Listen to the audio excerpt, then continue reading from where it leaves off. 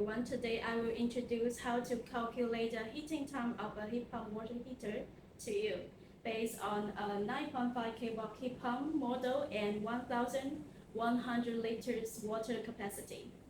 We have a formula to calculate the heating time of a heat pump water heater. As you can see, heating time equal to water tank volume, multiple outlet water tank, subtract inner water tank, divides 860 divides heating capacity of the heat pump.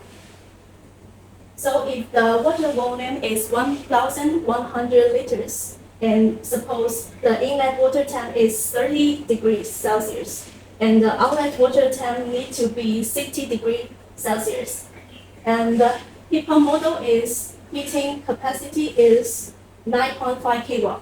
So it will be 1,100 liters multiple 60 degrees Celsius subtract 30 degrees Celsius divides 860 divide 9.5 kW.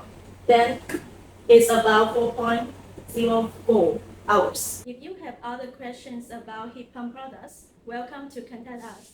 We would be glad to help you solve the problems.